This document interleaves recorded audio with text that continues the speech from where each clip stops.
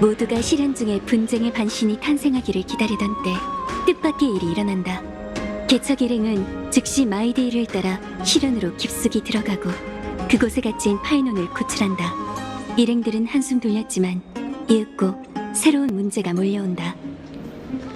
마이데이는 어쩔 수 없이 분쟁의 중책을 맡지만 크렘노스 사람들은 숙적 오크마에 불씨를 넘겨주려 하지 않았다. 이해를 구하고자 그는 먼저 은사이자 크렘노스의 노장 크라테로스에게 가르침을 청하려 했지만 두 사람은 좋지 않게 헤어진다. 한편 오크마는 티리엔, 카스토리스를 대표로 한 외교 사절을 깨달음의 나무 정원에 보냈다. 일행은 도착해 검은 물결의 습격을 발견하고 신비한 검객과 교전을 벌이지만 결국 아낙사와 그가 지닌 불씨를 구해낸다.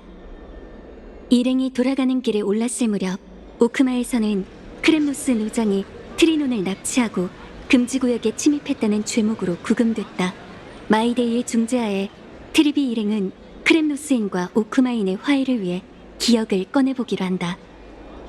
트리비 일행이 세월의 티탄 오로닉스를 아련하고 기억을 보완하려던 그때 신비한 검객을 다시 맞닥뜨리게 되고 트리에는 동료들을 보호하기 위해 티탄과 함께 자신을 희생했다.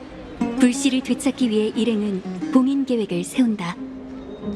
계획은 난항을 겪지만 마이데이가 분쟁의 반신의 모습으로 돌아와 모두를 돕고 불씨를 되찾는다.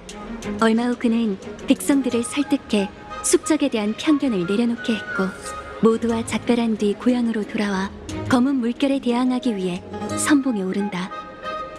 반면 일행은 실력을 모두 소진하고 인형으로 변한 트리엔을 위해 조촐한 장례를 치른다. 트리엔의 염원대로 일행은 불을 쫓는 여정을 계속해 나간다.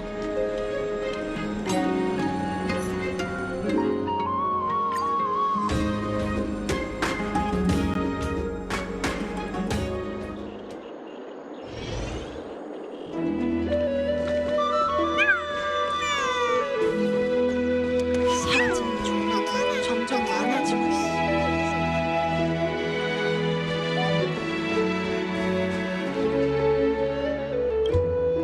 트리스비우스의 기억으로 최초의 예언이 뭔지 알게 됐어. 사람들은 한 사람과 작별을 구할 것이며 그 사람만이 기적을 보게 될 테니 그것이 운명이노라. 오로닉스의 시련을 수락하면 그 예언이 내게도 적용되는 걸까? 어쨌든 아글라이아 씨한테 답해야 해.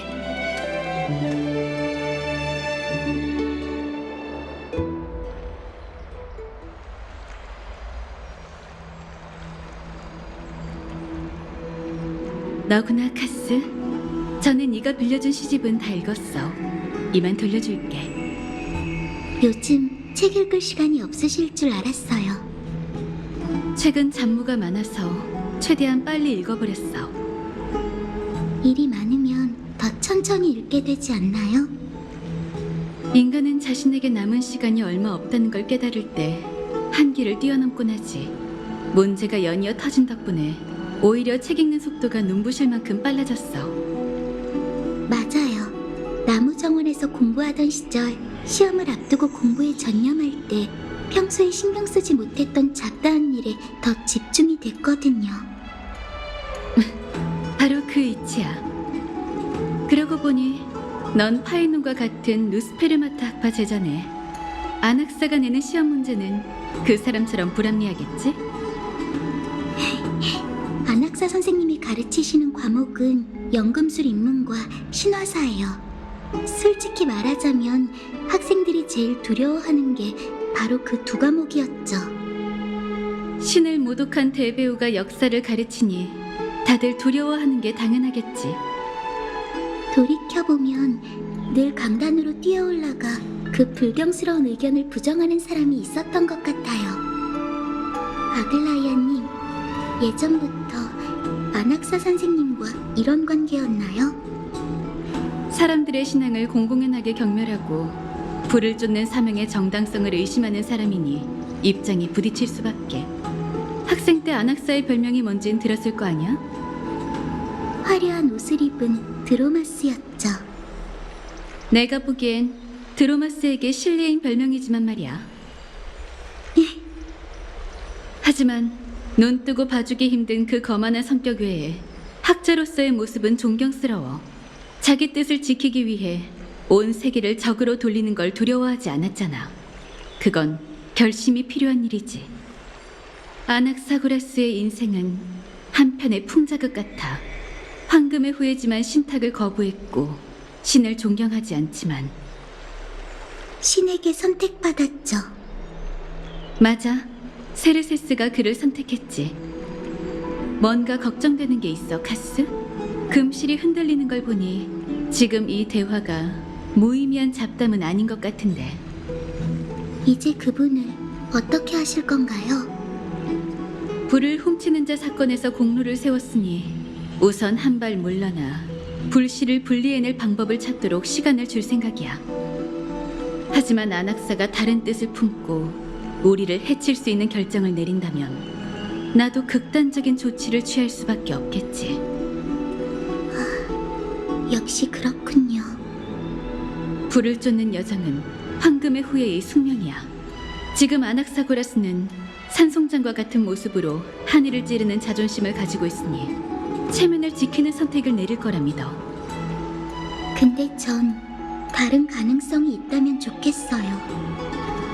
어쩌면 선생님도 남은 시간이 얼마 없다는 걸 깨닫는 순간 한계를 뛰어넘으실지도 몰라요. 이해해. 너한테도 너만의 생각이 있겠지. 나중에 다시 한번 자세히 얘기해보자. 다만 지금은 손님부터 맞이해야겠어. 오셨군요. 이렇게 오신 건 오로닉스의 시련을 받아들인다는 뜻이겠죠? 좋아요. 티탄과 관계가 깊은 신수이니 빠져선 안 되겠죠. 미미 미미 미미 미미 미미 미미. 본래 황금의 후예의 소임인 불씨 반환을 도와주신다니 정말 감사해요. 하지만 시련의 위험성도 잘 생각해주세요. 반신이 된다는 건 인간으로서의 신분을 버리고 오로닉스의 신권을 이어받아 홀로 엠포리어스의 세월을 짊어진다는 뜻이에요. 그렇게 되면 당신의 운명은 창세의 끝에 다다를 때까지 저희와 하나로 엮여 절대 떨어질 수 없게 됩니다. 이 세상에서 자질을 갖춘 황금의 후예를 찾기란 정말 어려운 일이에요. 이 계획이 막히면 기준치를 낮추는 방법밖에 없겠죠. 이 도시에는 야누소폴리스의 사제들과 그들의 후예가 제법 많아요. 선택지가 없다면 그들 중에서 적격자를 뽑아야죠.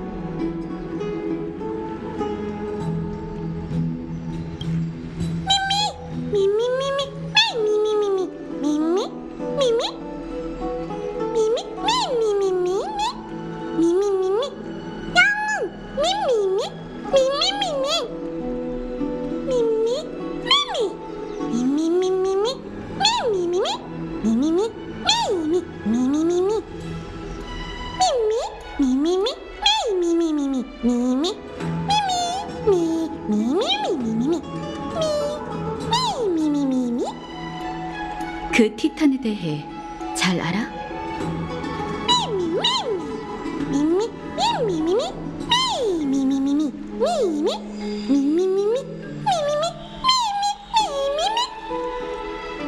직접 겪지 않았는데 독립적으로 존재하는 기억이라고? 이유는 모르겠지만 제가 미미의 증인이 될 수 있어요. 전에 심연에서 그 티탄의 목소리를 들었거든요.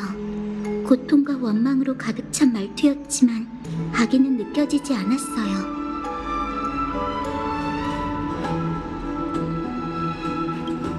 결심하셨다면 목욕실에 가서 쉬고 계세요. 의식 준비가 끝나는 대로 선생님이 두 분을 부를 거예요. 일이 이렇게 된 데에는 인도자인 제게 책임이 있어요. 몇 번이고 오크마를 위해 나서주신 여러분에게 고작 감로만으로 감사를 표할 수는 없어요.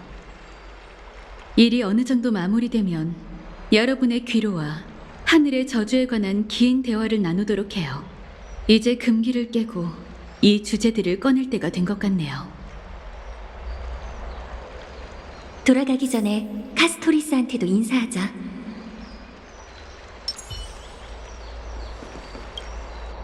부디 미미와 무사하시길 바랄게요. 전 별일 아니에요. 그냥 아글라이아님과 이야기를 나누고 싶어서 왔어요. 전에 아글라이아님에게 시집을 한 권 빌려드렸는데 그 시집은 트리에님에게 받은 거였어요. 그전에는 한 음유 시인이 트리에님에게 유물로 남긴 거였죠. 주인이 세상을 떠났으니 그 물건도 정리해야 했지만 제가 책을 좋아한다는 걸 알고 트리에님께서 선물로 주셨어요. 어떤 우아시에 대한 내용이에요. 아주 머나먼 땅에 스틱시아라는 도시국가가 있었어요. 그러던 어느 날 검은 물결에 침식된 거대한 용이 죽음 그 자체처럼 하늘에서 내려왔어요. 도시국가의 공주를 집어삼킨 거대 용은 이내 용사들에게 포위당했죠. 사람들은 악령을 쓰러뜨렸지만 뱃속의 공주는 이미 세상을 떠난 후였어요. 비통에 잠긴 여왕은 연금술사를 불러 용의 피와 살로 공주를 부활시켰답니다. 하지만 공주는 생전의 기억을 잃고 악을 퍼뜨리는 또 다른 용이 되었고 번영하던 스틱시아는 결국 몰락하게 됐죠.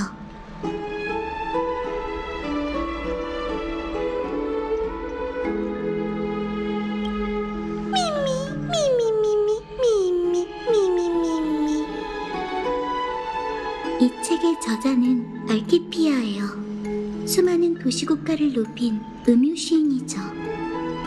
그녀의 유물에는 시가와 사전이 있었어요. 가장 많은 건 히비급 각본이었죠. 신화에 관한 책에서는 밑줄과 메모가 있었는데 필적이 정말 우아했어요. 그 서적들을 읽을 때 마치 알키피아의 일생을 본 것 같았어요. 꼭 생판 모르는 남과 함께 여행한 느낌이었죠. 마치 그녀가 여전히 살아있는 것 같았어요. 맞아요. 글을 쓰고 그림을 그리고 사진을 찍는 것처럼 다양한 방식으로 기록을 남기는 건 마치 인간의 본성 같아요. 사진 얘기가 나와서 말인데 지난번에 사진을 찍어드릴 때 예의상 석기에 담긴 사진을 넘겨보지 않았어요. 하지만 저도 그 핑크님프님에 대한 이야기가 정말 궁금해요. 엠포리오스의 여러 도시국가를 누벼봤지만 천혜의 세계에 대해선 아는 게 하나도 없거든요. 기회가 된다면... 됐어요. 이 이야기는 나중에 하죠. 지금은 당신이 무사히 시련을 마치고 오로닉스에게 축복받기만을 바랄게요. 이제 다른 일은 없는 것 같으니 돌아가서 다낭과 대화하자.